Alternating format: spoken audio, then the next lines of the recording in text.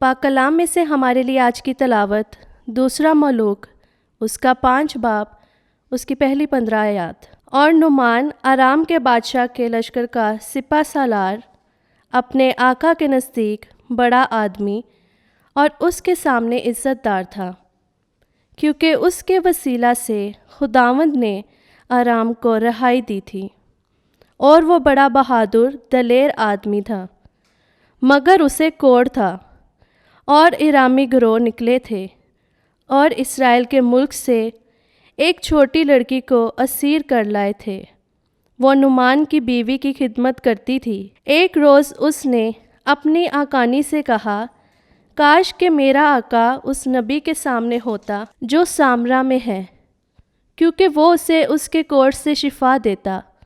تب اس نے جا کر اپنے مالک سے بات کی اور کہا کہ وہ چھوٹی لڑکی جو اسرائیل کے ملک کی ہے یوں کہتی ہے، تو ارام کے بادشاہ نے اس سے کہا، تو جا اور میں اسرائیل کے بادشاہ کو خط بھیجتا ہوں۔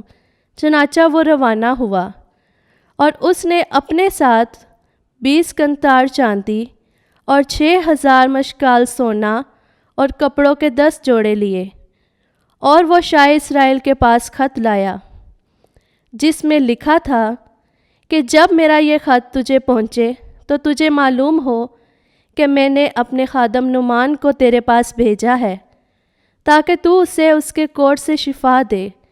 جب اسرائیل کے بادشاہ نے خط پڑھا تو اپنے کپڑے پھاڑے اور کہا، کیا میں خدا ہوں کہ ماروں اور جلاؤں، کہ اس نے اسے میرے پاس بھیجا کہ میں اس آدمی کو اس کے کوڑ سے شفا دوں؟ سو تم جانو اور دیکھو کہ وہ میرے خلاف ہونے کے لیے بہانہ ڈھونڈتا ہے۔ جب مرد خدا الیسا نے سنا کہ شاہ اسرائیل نے اپنے کپڑے پھاڑے تو اس نے بادشاہ کو کہلا بھیجا، تو نے اپنے کپڑے کیوں پھاڑے؟ اسے میرے پاس آنے دے، تاکہ وہ جانے کہ اسرائیل میں در حقیقت ایک نبی ہے۔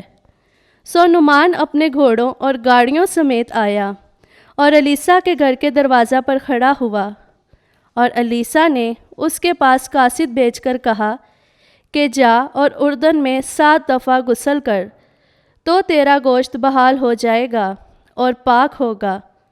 اور نعمان ناراض ہو کر چلا گیا اور کہا، میں خیال کرتا تھا کہ وہ نکل کر باہر آئے گا اور کھڑا ہوگا اور خداوند اپنے خدا کا نام لے گا اور اپنے ہاتھ اس جگہ پر پھیرے گا اور کوڑ کو اچھا کرے گا۔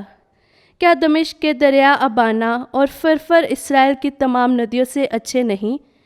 کیا میں ان میں غسل نہ کروں اور پاک صاف نہ ہو جاؤں؟ اور وہ واپس ہو کر روانہ ہوا اور غصے میں تھا۔ تب اس کے خادم اس کے سامنے آئے اور اس کے خطاب کر کر کہا، اے باپ، اگر نبی تجھے کسی بڑے کام کا حکم دیتا تو کیا تو اسے نہ کرتا؟ تو کتنا زیادہ یہ جو اس نے کہا کہ غسل اور پاک صاف ہو جا۔